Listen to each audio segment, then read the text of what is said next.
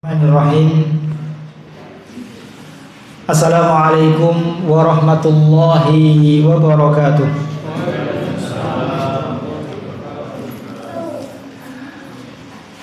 Alhamdulillahi ala ihsanih wa syukru lahu ala taufiqihi wa amtinanih wa asyhadu an la ilaha illallah ta'ziman li sya'nih wa asyhadu anna Muhammadan abduhu wa rasuluh ad-da'i ila ridwani salawatullahi wa salamuhu alaihi wa ala alihi wa ashabihi wa ikhwani. Allahumma la ilma lana illa ma 'allamtana, Allahumma 'allimna ma yanfa'una wanfa'na bima 'allamtana warzuqna ilma. Allahumma arinal haqqa haqqa warzuqna ittiba'ah wa arinal batila batila warzuqna ijtinabah. Amma ba'du, kaum muslimin muslimat, jamaah kajian Masjid An-Nur Gayam yang semoga senantiasa dimuliakan oleh Allah Subhanahu wa ta'ala. Alhamdulillah, kita bersyukur kepada Allah yang telah mengumpulkan kita di salah satu dari rumah-rumahnya, di salah satu dari masjid-masjid Allah Subhanahu wa ta'ala, dalam rangka untuk thalabul ilmi. Kita memohon kepada Allah agar memberikan kepada kita tambahan-tambahan ilmu yang bermanfaat, ilmu yang dapat kita amalkan dan amalan yang diterima oleh Allah Subhanahu wa ta'ala. Bapak, Ibu, adik-adik, jamaah rahimani Allah wa iyyakum. Insyaallah pada kesempatan kali ini kita akan melanjutkan mengkaji kitab hadis Arba'in Nawawi. Dan sekarang kita akan melanjutkan pembahasan hadis yang ke-19. Hadis yang ke-19 dulu sudah kita sampaikan, sudah kita bahas. Akan tetapi ya ada pembahasan-pembahasan penting yang belum kita sampaikan pada pertemuan sebelumnya. Insyaallah pada kesempatan kali ini kita akan selesaikan ya pembahasan hadis yang ke-19. Saya ulang ya membaca hadis yang ke-19. An Ibni Abbasin radhiyallahu anhuma qala, bersumber dari sahabat Abdullah Ibnu Abbas radhiyallahu anhuma, semoga Allah meridhai keduanya, yaitu beliau Ibnu Abbas dan ayahnya. Beliau berkata, kuntu khalfa Rasulillah sallallahu alaihi wasallam yauman. Suatu hari saya dibonceng di belakang Rasulullah sallallahu alaihi wasallam.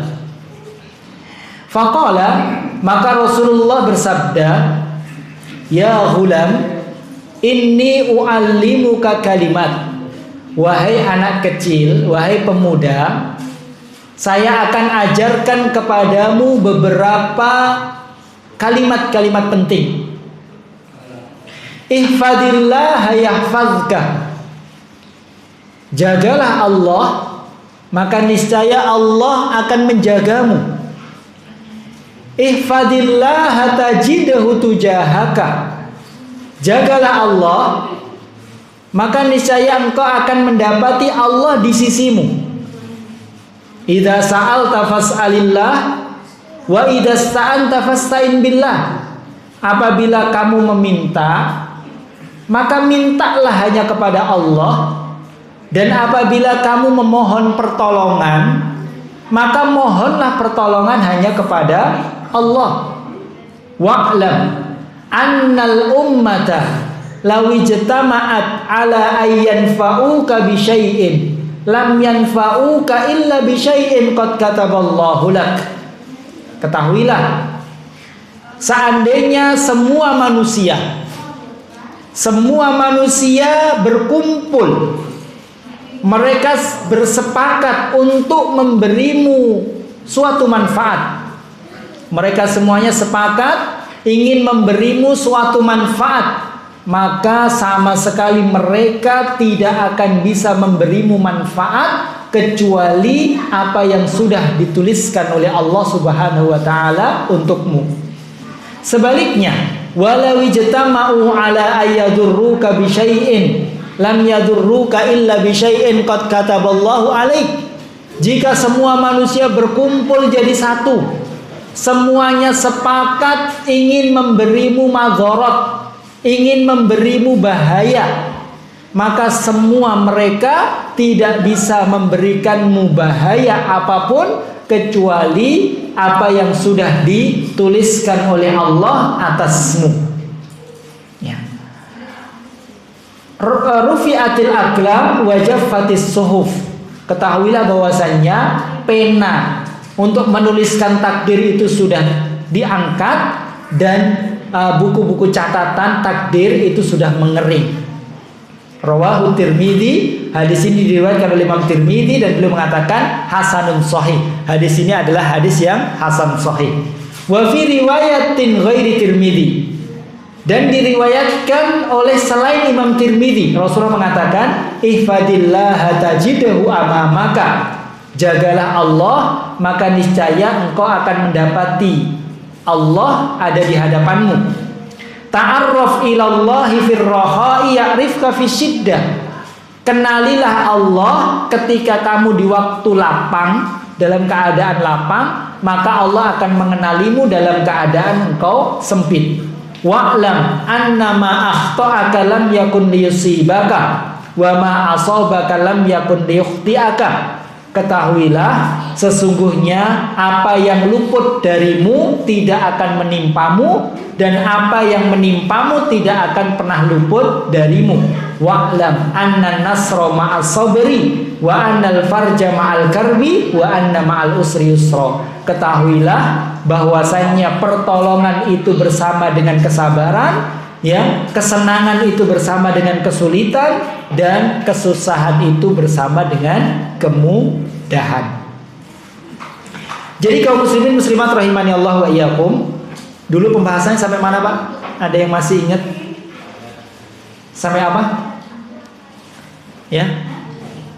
Saya ulang sedikit apa yang dulu sudah kita sampaikan. Jadi hadis ini hadis yang sangat mulia, Pak. Ya, hadis yang sangat agung, yang di dalamnya Rasulullah SAW memberikan ya kepada kita semuanya ya poin-poin yang sangat penting, pelajaran-pelajaran, kalimat-kalimat yang sangat penting. Ya. Bahkan sebagian para ulama mengatakan, sungguh saya mencermati hadis ini, mempelajari hadis ini, ya, mentadaburi hadis ini, ya seakan-akan saya ini pingsan dibuatnya karena agungnya ya kandungan dari hadis ini. Di dalamnya banyak sekali nasihat-nasihat besar dari Rasulullah sallallahu alaihi wasallam. Hadis ini bersumber dari sahabat Abdullah bin Abbas ketika beliau dinasihati oleh Rasulullah dalam keadaan beliau itu dibonceng oleh Rasulullah. Dibonceng di atas kendaraan Rasulullah apa, Pak? Himar. Dulu sudah kita sampaikan. Jadi Rasulullah itu kendaraannya Pak itu himar, keledai. Himar, keledai pada saat itu adalah kendaraan yang paling apa, Pak? Rendah, yang paling kecil nilainya. Ya, yang paling kecil, yang paling tinggi mungkin ada kuda, ada unta dan yang lainnya. Tapi Rasulullah itu keledai.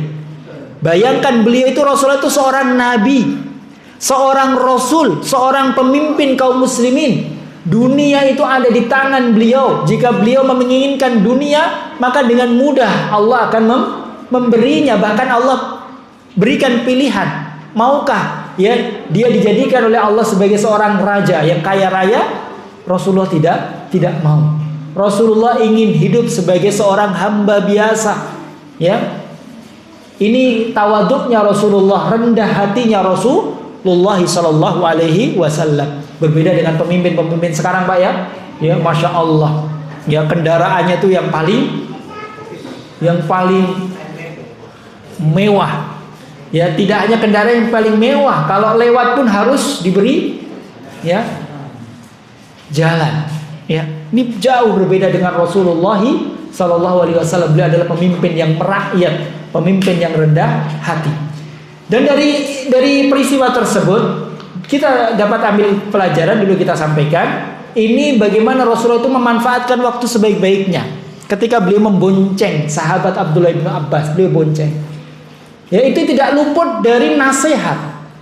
Beliau senantiasa memberikan nasihat, ya. Beliau senantiasa memberikan manfaat kepada orang lain, apapun keadaannya. Ketika lagi boncengan diberikan nasihat. Kemudian juga dapat kita ambil pelajaran bagaimana Rasulullah itu perhatian dengan anak-anak kecil. Ini Abdullah ibnu Abbas itu waktu itu masih kecil sekali. Ya, beliau masih kecil. Ya. Beliau masih sangat kecil. Ya. Bahkan diriwayatkan, beliau itu meriwayatkan ketika peristiwa tersebut umurnya itu baru 9 tahun. 9 tahun itu kelas, ya, kelas 3, kelas 4 SD, masih kecil. Ya. Itu sudah diberikan nasihat tentang akidah, tentang keyakinan. Ini menunjukkan bahwasanya Rasulullah itu tidak hanya perhatian kepada sahabat-sahabat yang besar, tapi juga anak-anak, ya, kepada anak-anak beliau itu sangat perhatian. Kemudian di antara nasihat beliau, ya, dulu sudah kita pernah sampaikan, yang paling pertama adalah ihfadillah yahfazka. Jagalah Allah, maka Allah akan menjagamu. Ini janji. Ya. Ini apa? Al-jaza'u min jinsil amal. Balasan Allah itu sesuai dengan amal perbuatan kita. Kalau kita menjaga Allah, maka Allah akan menjaga kita. Mau tidak Pak kita dijaga oleh Allah Subhanahu wa taala? Ya, mau. Ya, dijaga oleh Allah, dijaga oleh Rabbul Alamin. Di mana ketika kita dijaga oleh Allah, maka tidak ada satupun yang dapat mencelakai kita. Tapi bagaimana kita bisa mendapatkan penjagaan dari Allah? Ya, kita harus menjaga Allah. Apa maksud kita menjaga Allah, Pak? Dulu sudah kita pernah sampaikan. Apa maksud kita menjaga Allah? Ya, maksudnya yaitu menjaga hak-hak Allah Subhanahu wa ta'ala. Jaga hak-hak Allah.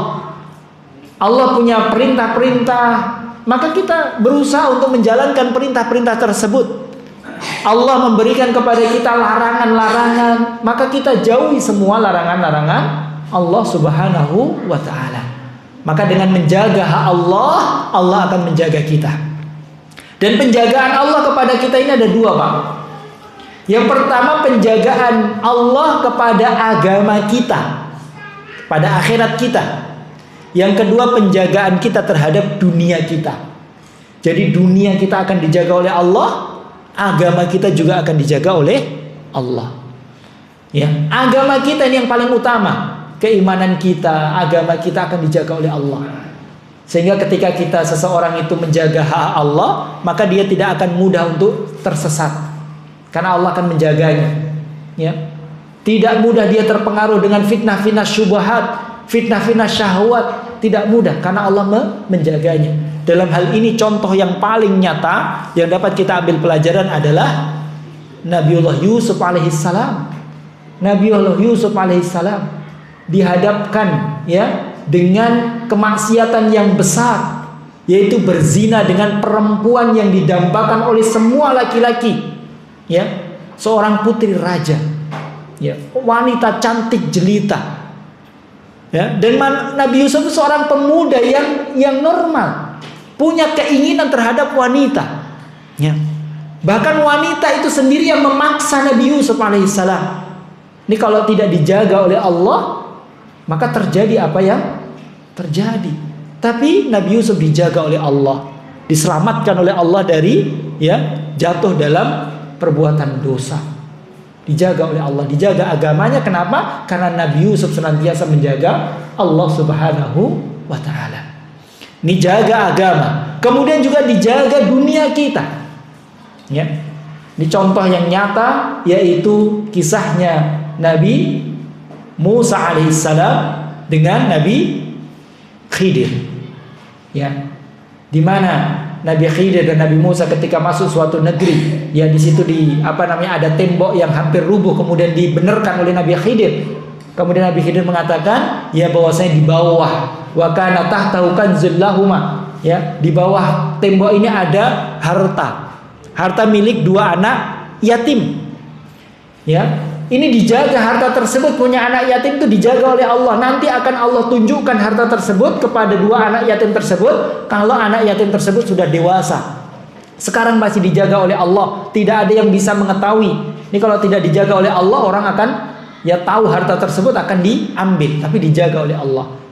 Kenapa Allah menjaga harta anak tersebut? Fakana abuhuma sholiha. Karena ayah dari 2 anak tersebut adalah orang yang soleh. Jadi karena kesolehan orang tua, maka Allah akan menjaga dirinya dan Allah akan menjaga keluarganya. Allah menjaga dunianya. Bahkan ahlu tafsir menafsirkan yang soleh itu adalah maksud karena Allah menjaga kesolehan, karena kesolehan orang tuanya itu kakek yang ke-7. Itu kakek yang ke-7. Jadi artinya apa? Kesolehan seseorang itu akan berpengaruh baik terhadap anak-anak keturunannya, bahkan sampai 7 turunan. Ini luar biasa penjagaan Allah Subhanahu wa ta'ala.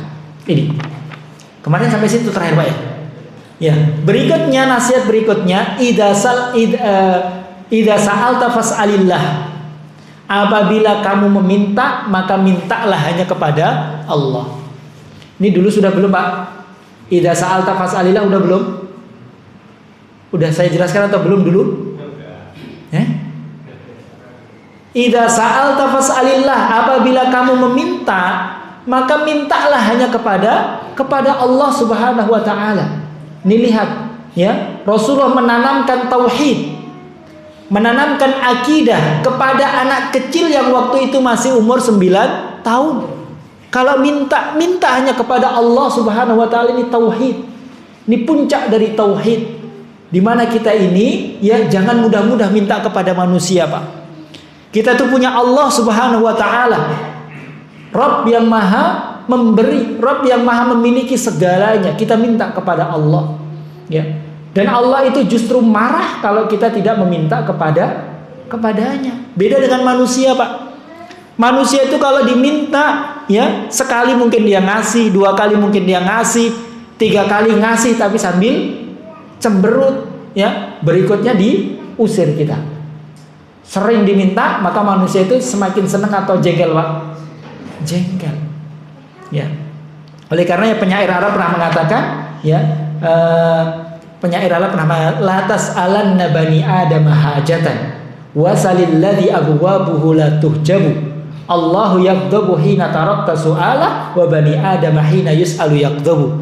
Kata penyair Arab, jangan sekali-kali kalian meminta kepada manusia kebutuhan kalian, tapi mintalah kebutuhan kalian kepada Rabb yang pintunya tidak pernah tertutup, siang pagi malam 24 jam terbuka pintunya. Kapan saja kita minta, boleh. Wallahu yaghdabu hina tarakta su'alah. Allah akan marah jika kalian tidak meminta kepadanya. Wa bani Adam hina yus'alu yaghdabu. Tapi manusia semakin dia diminta, maka dia semakin akan marah, akan jengkel.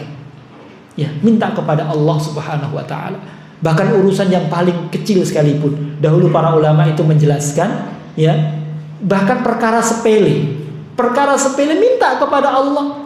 Misalnya sandal kita putus, diberikan contoh oleh para ulama, sandal kita putus, sandal jepit kita putus. Ini kita nggak akan bisa membenerin sandal tersebut, padahal sepele, tanpa pertolongan dari Allah. Maka minta dulu kepada Allah Subhanahu wa taala. Dalam segala hal kita minta kepada Allah Subhanahu wa taala. Ini sudah kemarin ya. Baik, terakhir sampai itu ya. Kemudian berikutnya, idasta'anta fasta'in billah. Kalau kamu meminta pertolongan, mohon pertolongan, isti'anah itu memohon pertolongan, maka mintalah pertolongan hanya kepada Allah Subhanahu wa ta'ala. Isti'anah artinya meminta pertolongan. Kalau istighosah apa, Pak? Meminta pertolongan dalam keadaan darurat, keadaan sangat sempit. Ini bedanya isti'anah dengan istighosah. Ya, isti'anah itu secara umum minta pertolongan apapun keadaan kita. Tapi kalau istighosah itu minta pertolongan dalam keadaan mendesak. Minta pertolongan hanya kepada Allah Subhanahu wa ta'ala. Rasulullah menanamkan tauhid, ya isti'anah, ya. Dan isti'anah ini adalah setengah dari agama. Isti'anah memohon pertolongan kepada Allah ini setengah dari agama. Oleh karena dalam surat Al-Fatihah Allah mengatakan iyyaka na'budu wa iyyaka nasta'in. Iyyaka na'budu, hanya kepadamu ya Allah kami menyembah, wa iyyaka nasta'in, dan hanya kepadamu ya Allah kami memohon pertolongan. Ibadah adalah setengah agama, setengahnya lagi adalah memohon pertolongan kepada Allah agar kita bisa ibadah. Di memohon pertolongan kepada Allah ini adalah setengah ibadah. Ya. Allah perintahkan kita untuk beribadah kepada Allah. Tapi ketahuilah, ya, kita tidak akan mampu beribadah kepada Allah tanpa pertolongan dari Allah. Kita nggak akan mampu mengerjakan sholat. Kita tidak akan mampu untuk thalabul ilmi, untuk membaca Al-Quran, untuk sedekah tanpa pertolongan dari Allah Subhanahu wa ta'ala. Ya, maka beribadah, kemudian setengah agama lagi yaitu memohon pertolongan agar Allah menolong kita untuk bisa beribadah. Bahkan Al-Imam Ibnu Taimiyah, Syekhul Islam, dia mengatakan, setelah saya mencermati dari sekian banyak doa yang saya cermati, beliau mengatakan, saya mendapati doa minta pertolongan kepada Allah agar bisa beribadah, ini adalah doa yang paling baik. Ini adalah doa yang paling baik. Ya. Dan kata beliau, dan itu saya dapatkan di dalam surat Al-Fatihah. Jadi doa yang paling penting, doa yang paling kita butuhkan, kita berdoa meminta kepada Allah agar Allah itu menolong kita untuk bisa beribadah kepada Allah. Ini kata beliau, ini doa yang paling baik. Jadi minta pertolongan hanya minta kepada Allah Subhanahu wa ta'ala.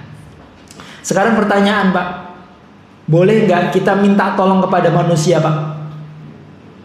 Ya, isti'anah kita minta tolong kepada manusia boleh? Ya, kita rinci, ya, boleh, tapi ada perinciannya. Boleh minta pertolongan kepada manusia dengan beberapa, ya, syarat. Yang pertama, pertolongan yang kita minta, bantuan yang kita minta adalah sesuatu yang dimampui oleh manusia. Sesuatu yang dimampui oleh manusia. Minta tolong dong, tolong angkatin benda ini, tolong bantu angkatin ini, tolong dorong mobil, ya. Ini boleh. Karena itu dimampui oleh manusia. Kalau meminta sesuatu yang tidak dimampui oleh manusia, tidak dimampui kecuali hanya Allah, maka tidak boleh minta kepada selain Allah. Minta misalnya dilancarkan rizkinya, minta misalnya apa, Pak? Ya, dihidupkan orang yang sudah meninggal, atau dimatikan orang yang masih hidup, dan seterusnya. Itu tidak boleh. Minta turunkan hujan, minta ya tolong hujan ini ditahan, ya, maka ini tidak boleh, karena itu hak khusus bagi Allah Subhanahu wa ta'ala. Maka tidak boleh kita minta kepada selain Allah. Kalau kita minta tersebut kepada selain Allah, maka kita terjatuh dalam, ya, mensekutukan Allah. Jadi syaratnya boleh kita meminta kepada manusia sesuatu yang dimampui oleh manusia. Ya.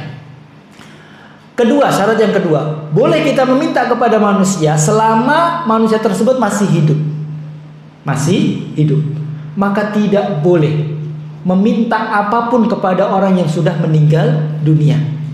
Entah itu orang soleh, entah itu orang kuat, entah itu orang kaya dulunya, entah itu orang yang alim, orang yang soleh, kiai, wali, atau yang lainnya. Selama dia sudah meninggal dunia, maka tidak boleh lagi kita memintanya, ya. Dia tidak akan mendengar. Kalaupun mendengar, mereka tidak akan bisa memenuhi permintaan kita. Justru mereka itu yang butuh pertolongan kita. Bahkan minta kepada Nabi ketika beliau sudah wafat, maka ini tidak boleh. Ya, wahai Nabi misalnya minta, ini tidak boleh. Ini mensekutukan Allah Subhanahu wa taala. Maka tidak boleh kita datang ke kuburan kemudian kita berdoa meminta-minta ya kepada orang yang meninggal dunia, maka tidak boleh. Mutlak, secara mutlak minta apapun kepada orang yang sudah meninggal, maka ini tidak boleh. Minta kepada orang yang masih hidup kalau dia mampu. Kalau tidak mampu, minta kepada Allah Subhanahu wa taala. Yang ketiga, boleh kita minta kepada manusia masih hidup tapi hadir di hadapan kita. Atau kita bisa langsung hubungan dengan dia. Iya, bisa interaksi langsung dengan dia. Ini ada di hadapannya. Mas, tolong saya minta ini, boleh? Atau dijauh tapi nelpon, Mas, tolong misalnya, Pak, tolongin, bisa. Tapi tidak boleh kita meminta kepada orang masih hidup, tapi kita tidak bisa berinteraksi dengan dia. Misalnya orangnya ada di jauh. Wahai, misalnya siapa? Wahai fulan, ya, dia nggak tahu. Kita minta, ya, ini tidak boleh. Wahai fulan, tolong ini. Wahai fulan, tolong ini. Ya, ini seakan-akan dia berdoa. Ini tidak boleh.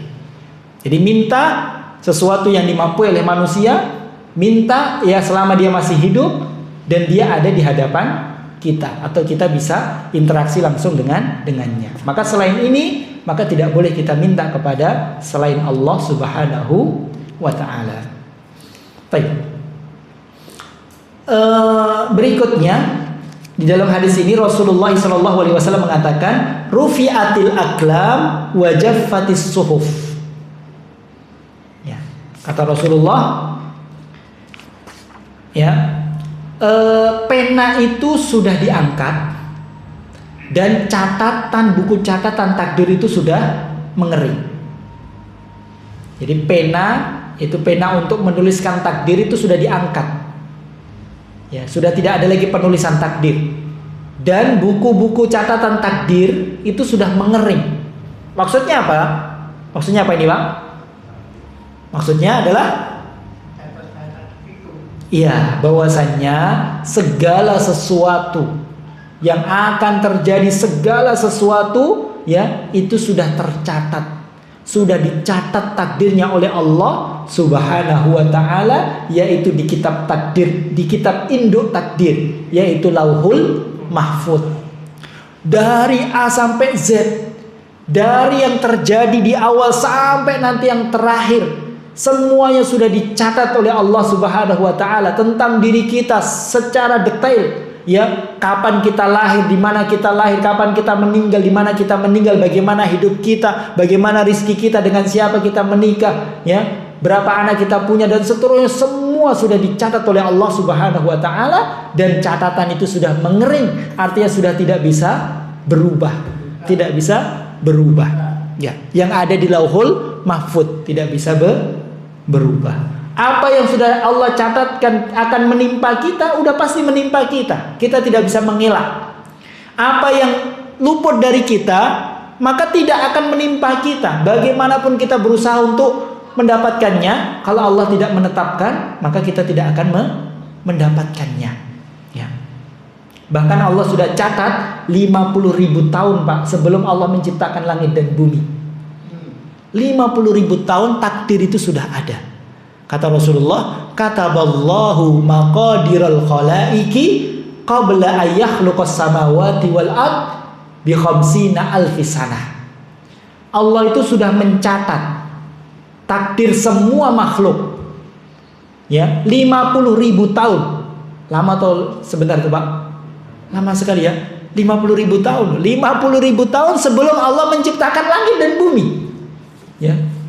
Ya, ini aja tahun 2000 dari ini lama sekali. 50.000 tahun itu lama sekali. 50.000 tahun sebelum Allah menciptakan langit dan bumi, ya, itu sudah ada takdir. Makanya sebagian para ulama mengatakan, ya, makhluk yang pertama kali Allah ciptakan adalah pena untuk menulis. Uktub, mada aktub, ya, tulislah apa yang saya harus tulis, kata pena, yaitu catat semua takdir yang akan terjadi.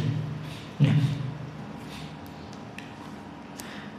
Ya, kata Allah Subhanahu wa taala, "Wa ma asaba min musibatin fil ardi wala fi anfusikum illa fi kitabim min qabli an nabra'aha." Apa saja ya yang menimpa dari musibah di bumi ini dan di dalam diri kalian, yang menimpa diri kalian dan terjadi di bumi ini, ya, illa fi kitab, kecuali sudah dicatat oleh Allah di dalam kitab, yaitu Lauhul Mahfuz, qabla an nabra'aha, sebelum Allah menciptakannya. Inna dzalika 'alallahi yasir, kata Allah. Sesungguhnya yang demikian itu sangat mudah bagi Allah, mudah bagi Allah. Ya, dan tidak akan luput. Apa hikmahnya? Kenapa takdir ini sudah ditetapkan? Apa hikmahnya kita mengetahui bahwasanya takdir itu sudah ditetapkan? Kata Allah dalam ayat berikutnya, ini penting, likaila ta'sau ala ma fatakum wa la tafrahu bima atakum. Ini penting nih hikmahnya nih. Ini buah faidah kita mengimani takdir, yaitu agar kalian itu tidak terlalu bersedih terhadap apa yang luput dari kalian. Dan kalian tidak terlalu bergembira dengan pencapaian kalian, dengan apa yang kalian dapatkan. Kita misalnya sudah berusaha, tapi ternyata nggak mendapatkan apa yang kita usahakan. Ya, kalau kita beriman dengan takdir, dengan keimanan yang benar, maka kita tidak terlalu bersedih. Ya sudah, memang sudah takdirnya. Kita naik motor sudah hati-hati kita naik motor. Tapi misalnya qadarullah jatuh atau disenggol, ya sudah, bisa itu takdir Allah. Gak perlu menyalahkan itu, dan itu takdir Allah Subhanahu. Mau bagaimanapun juga udah pasti kita jatuh karena sudah tercatat dalam takdir. Jangan menyalahkan. Tadi sih dibilangin jangan pergi. Ya mau pergi nggak pergi, mau sudah. Ya tadi seperti itu. Ya. Kemudian kalau kita mendapatkan sesuatu, ya itu juga tidak membuat kita ini sombong. Itu semua sudah ditetapkan oleh Allah Subhanahu wa ta'ala. Kita menyombongkan, ya karena saya ini kerja keras, saya ini ya pintar dan seterusnya, tidak.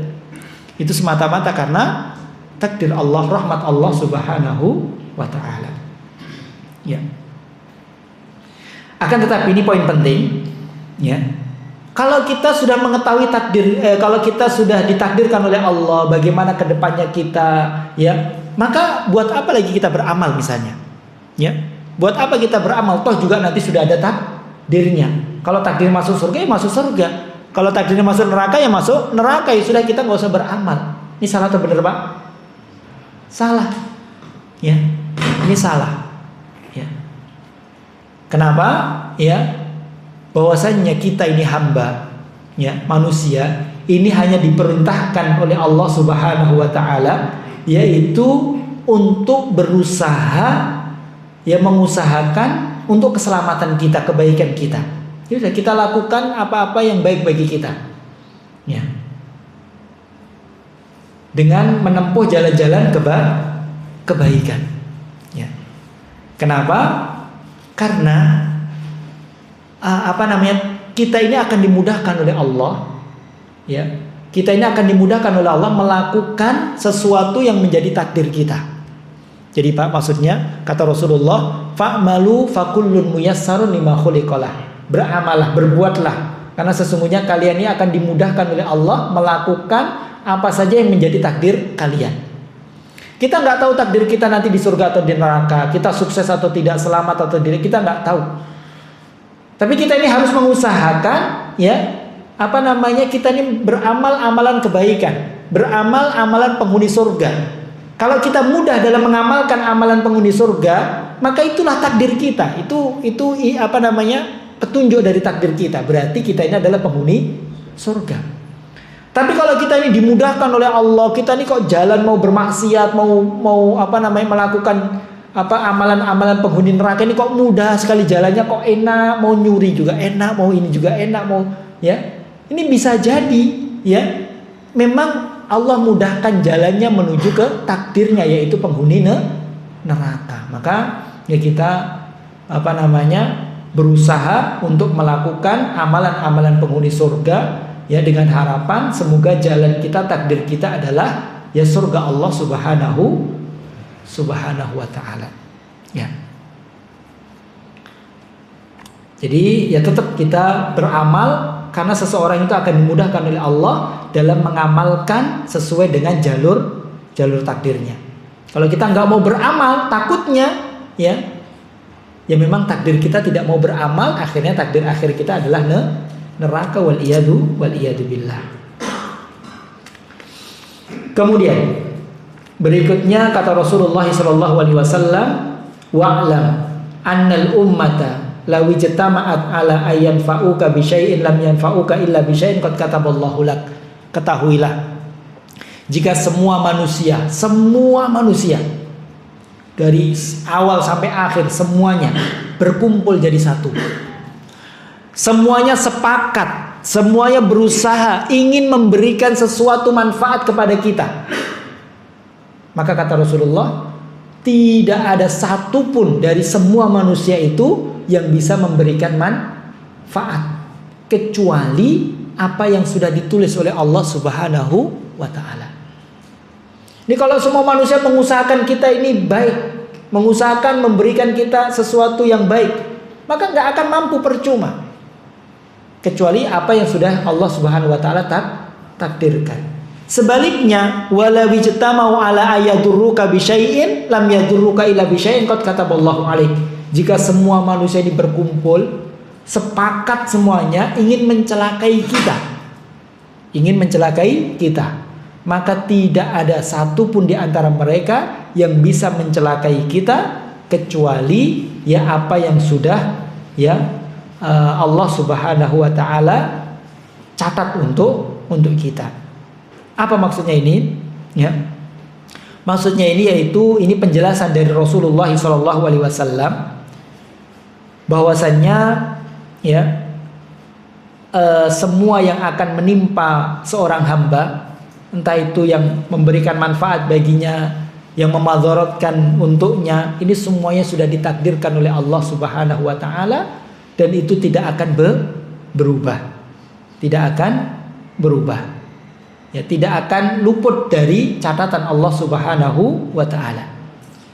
Dan Imam Ibn Rajab Al-Hambali beliau mengatakan, ya, kalimat ini kalimat inti dari semua hadis Rasulullah yang ada, yang kita baca ini. Ya, bahwasanya semua manusia kalau berkumpul menjadi satu ingin memberikan manfaat tidak akan bisa memberikan manfaat. Sebaliknya kalau mereka mau mencelakai kita tidak akan bisa mencelakai kita. Ini adalah inti hadis ini. Ya. Kenapa? Ya. Adapun nasihat sebelumnya, nasihat setelahnya itu kembali kepada kalimat ini. Ya. Bahwasanya seorang hamba ya tidak akan menimpa kepadanya apa yang tidak Allah Subhanahu wa ta'ala catatkan untuk takdirnya. Ya. Dan bahwasanya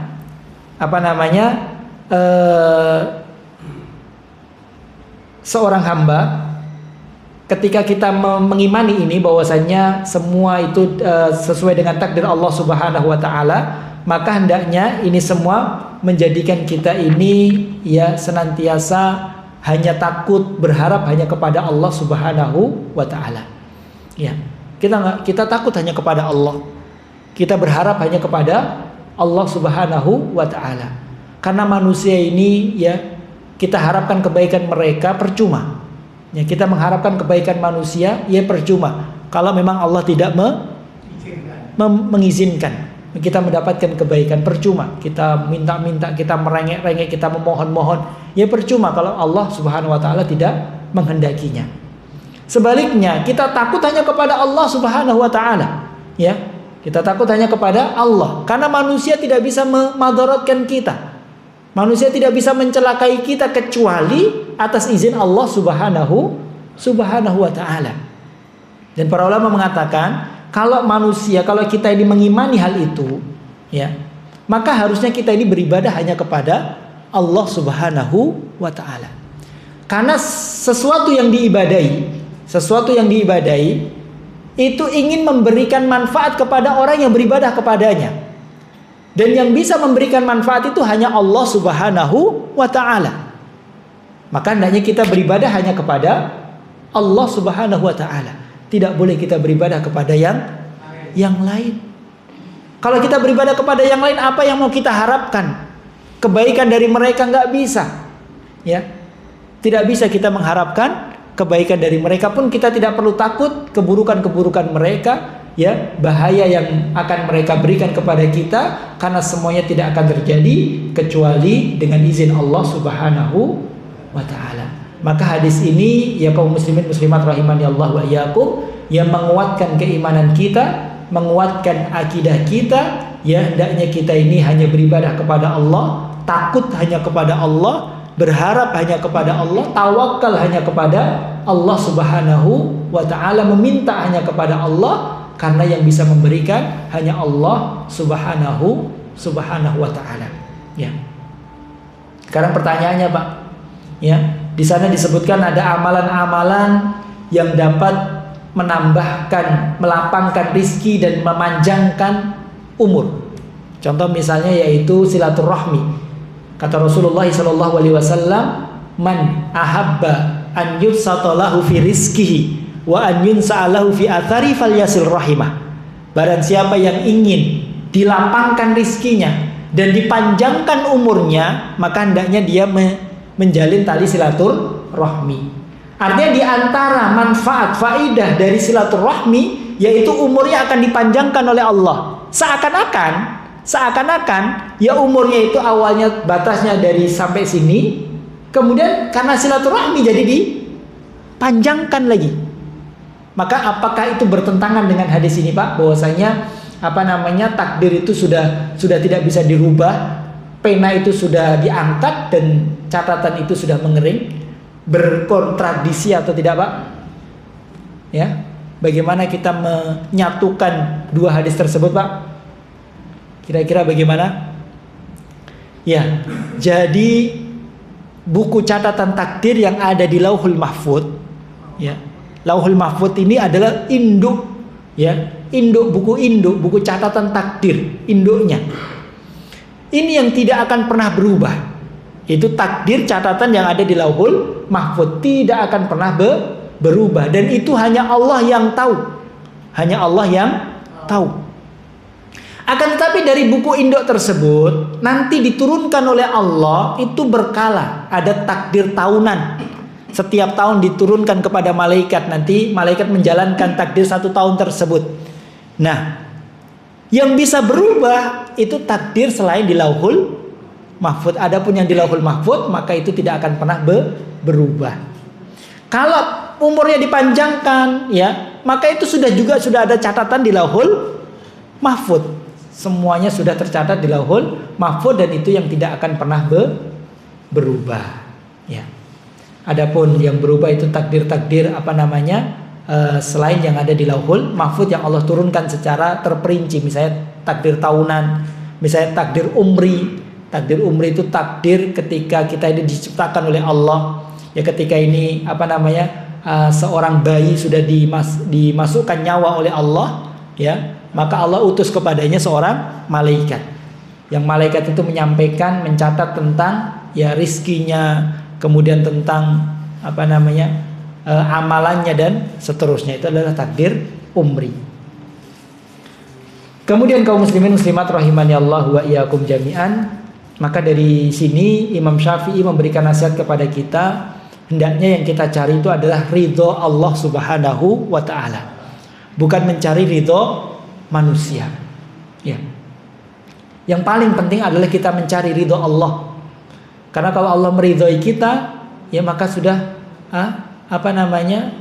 selamat kita. Ya, karena semuanya itu tergantung Allah Subhanahu wa taala. Jangan kita hanya mencari ridho manusia kemudian mengenyampingkan ridho Allah. Kalaupun manusia semua ridho kepada kita, semua manusia senang kepada kita, pun mereka tidak akan bisa memberikan kepada kita manfaat kalau Allah memurkai kita.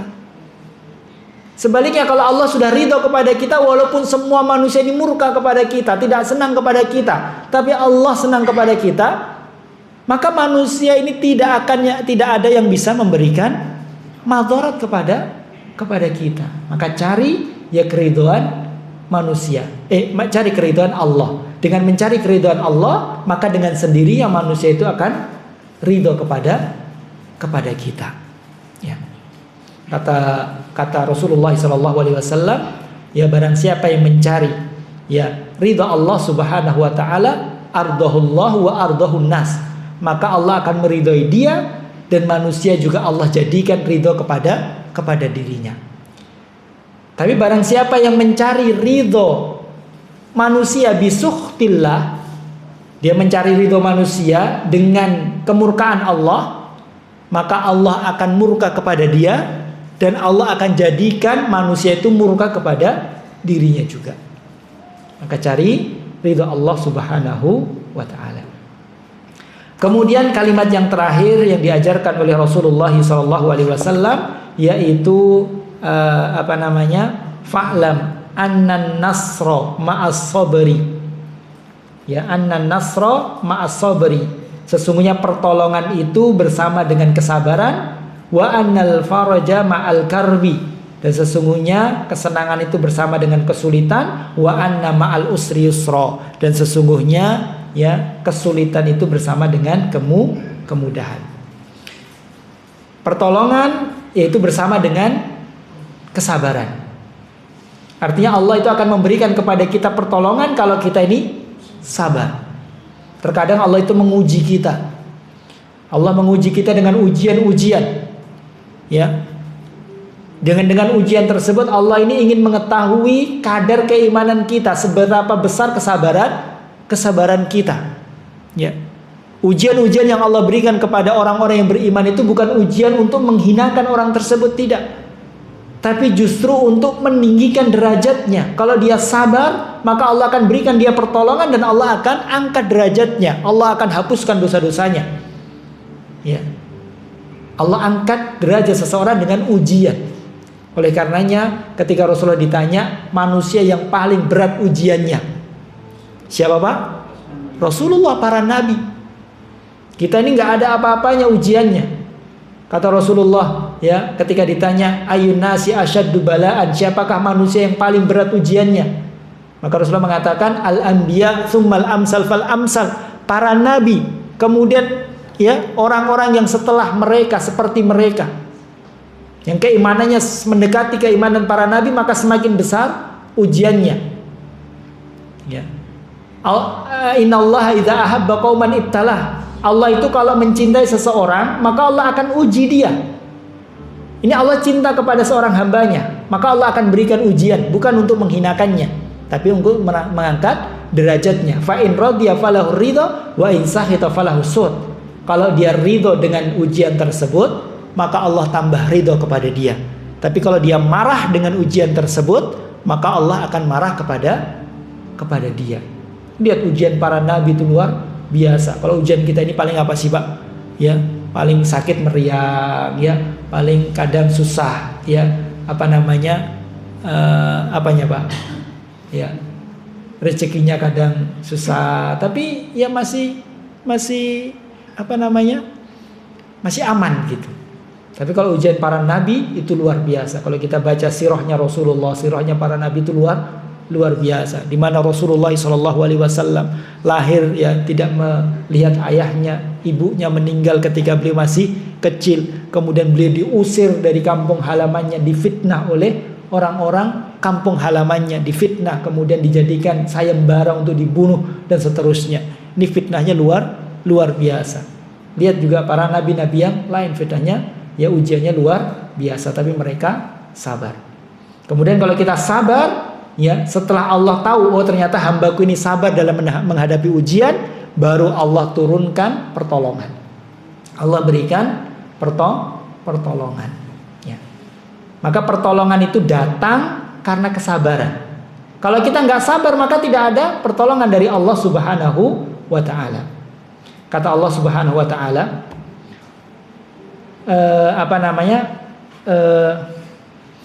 kam min fi'atin qalilatin ghalabat fi'atan katsiratan biidznillah wallahu ma'as sabirin. Kata Allah, berapa banyak ya kelompok kecil, pasukan kecil bisa mengalahkan pasukan yang besar. Ini banyak contohnya dulu pada peperangan Rasulullah dan para sahabat. Orang yang sedikit dari kaum muslimin bisa mengalahkan musuh yang sangat banyak secara jumlah. ya, dengan izin Allah. Kemudian Allah mengatakan wallahu ma'as sabirin, dan Allah bersama orang-orang yang sabar. Allah bersama orang-orang yang sabar, ya. Dan sabar itu ada 3, Pak. Ini sabar ini ada 3. Yang pertama adalah sabar dalam menjalankan perintah Allah, ya. Sabar menjalankan perintah Allah, karena menjalankan perintah Allah ini berat, Pak. Maka harus bersabar. Kita harus sholat, kita harus puasa, kita harus sedekah, ini berat. Dan perintah-perintah Allah, ibadah itu pada asalnya tidak disukai dengan syahwat kita. Hati kita ini tidak suka. Hati kita ini pengennya santai-santai, nggak sholat, nggak puasa, ya. Maka harus bersabar. Dalam hal ini contoh yang paling baik adalah Nabi Ibrahim dan Nabi Ismail, Pak. Allah perintahkan Nabi Ibrahim untuk menyembelih putranya. Ini perintah yang berat. Ini kalau diperintahkan kepada kita, mampu nggak kita menjalankan, Pak? Diperintahkan untuk menyembelih putranya, ya. Ini nggak akan mampu, ya. Padahal Ismail itu adalah yang sangat beliau sayangi, sangat beliau cintai. Besar sekali kecintaan Nabi Ibrahim kepada anaknya, tapi ingin diuji. Tapi lihat keimanan Nabi Ibrahim, kesabaran Nabi Ibrahim pun pasrah. Nabi Ismail pun pasrah. Nabi Ismail mengatakan apa? If'al mat ya abati if'al ma tu'mar satajiduni insyaallah minas sabirin. Wahai ayahku, lakukan apa yang diperintahkan Allah kepadamu. Insyaallah engkau akan mendapatiku sebagai orang-orang yang sabar. Sabar dalam menjalankan perintah Allah. Yang kedua, sabar dalam menjauhi larangan-larangan Allah. Tadi contohnya adalah Nabi Yusuf alaihissalam. Nabi Yusuf dihadapkan dengan, Masya Allah, ya, dengan zina, dengan wanita. Nabi Yusuf pemuda yang normal. Dalam hatinya ada syahwat, keinginan untuk berbuat. Tapi dia bersabar untuk mengalahkan syahwatnya, untuk mengalahkan hawa nafsunya, untuk meninggalkan meninggalkan larangan Allah. Ini harus bersabar. Kemudian yang ketiga yaitu sabar dalam menghadapi takdir-takdir Allah. Ya, terkadang takdir-takdir Allah itu, ya, dampaknya bagi kita tidak baik. Dampaknya bagi kita tidak baik. Allah berikan kita sakit, Allah berikan kepada kita kekurangan, Allah berikan kepada kita musibah. Dampaknya kepada kita tidak baik. Tapi takdir Allah itu bagi Allah semuanya adalah baik. Takdir Allah bagi Allah semuanya baik. Hanya saja dampaknya bagi kita terkadang tidak baik. Maka kita harus bersabar. Baik. Ya, kemudian di akhirnya beliau mengatakan inna ma'al usri yusra, sesungguhnya dengan bersamaan dengan kesusahan itu ada kemudahan, ya. Dan ini rahmat Allah. Rahmat Allah itu yaitu Allah itu memberikan kemudahan kepada hambanya ketika sudah berada di puncak kesulitan. Maka semakin kita dalam keadaan kesulitan, kemudian datang kemudahan, datang pertolongan, maka akan semakin indah, semakin enak rasanya. Ini kita lagi sulit, kemudian tiba-tiba ada pertolongan dari Allah, maka rasanya sangat enak sekali. Itu rahmat Allah. Kita sudah berada di puncak kesusahan, kemudian baru datang kemudahan dari Allah Subhanahu wa ta'ala. Ini merupakan rahmat Allah Subhanahu wa ta'ala. Baik kaum muslimin muslimat rahimani Allah wa iyyakum. Mungkin ya. Ini sebelum kita akhiri, ya mungkin ada pertanyaan kami persilahkan. Terima kasih. Menanggapi tentang hadis yang disampaikan oleh Pak Ustaz. Hadis itu adalah bagian dari Al-Quran. Ya. Bahkan hadis itu tidak bisa dipisahkan dengan Al-Quran. Pertanyaan saya, apakah kedudukan hadis itu terhadap Al-Quran? Terima kasih, minta solusinya. Ya. Jadi bagus sekali apa yang ditanyakan oleh Pak Sinten, Pak Darmadi, ya. Yaitu bahwasannya, ya, hadis, kita belajar hadis. Hadis ini, ya, sesuatu atau wahyu dari Allah yang tidak bisa dipisahkan dengan Al-Quran. Al-Quran adalah wahyu Allah. Hadis juga wahyu dari Allah Subhanahu wa ta'ala. Ya. Oleh karenanya Allah mengatakan tentang Rasulullah, wa ma yantiqu anil hawa in huwa illa wahyu yuha. Dan Rasulullah itu tidak berbicara dengan hawa nafsu. Tapi semua yang dibicarakan oleh Rasulullah itu adalah wahyu yuha, wahyu yang diwahyukan. Semuanya adalah wahyu dari Allah Subhanahu wa taala. Ya. Kemudian yang ditanyakan, ya, apa kedudukan hadis terhadap Al-Qur'an? Jadi hadis ini adalah mufassirul Quran. Hadis ini menafsirkan Al-Quran, menjelaskan, ya, Al-Quran yang mungkin sifatnya masih global.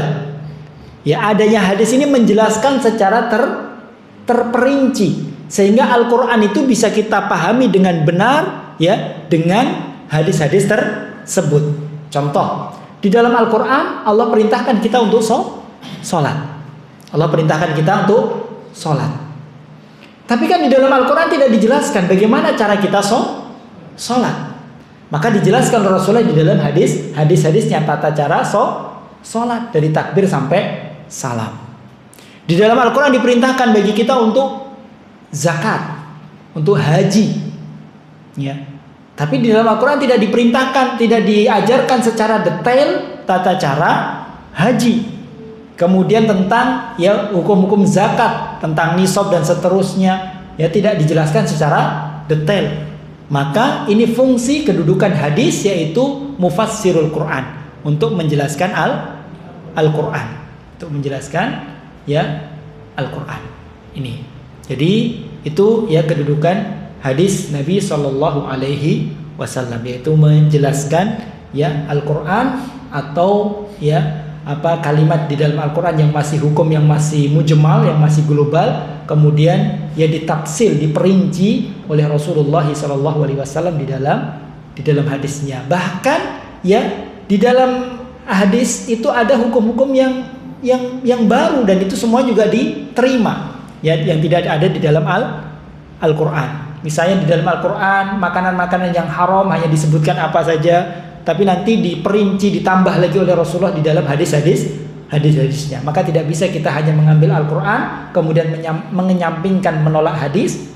Juga tidak bisa kita hanya mengambil hadis kemudian kita tidak menerima Al-Quran. Jadi harus kita padukan satu dengan yang lainnya, tidak bisa dipisahkan satu dengan yang lainnya. Baik.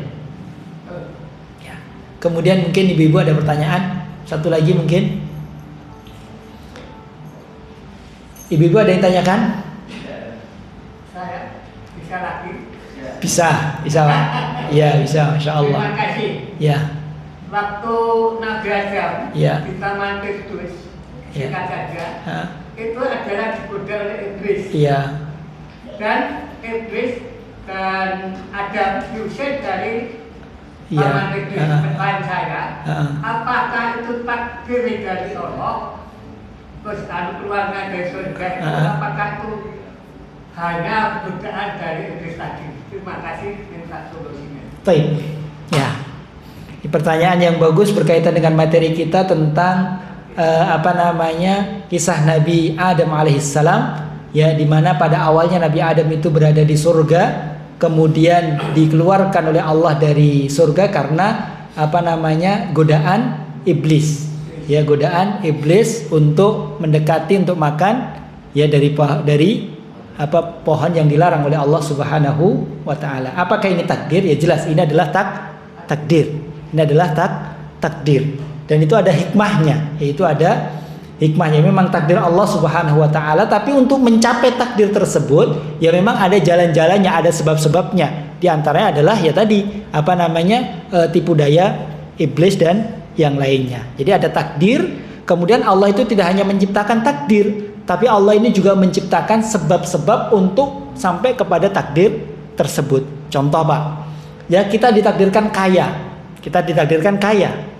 Amin gitu.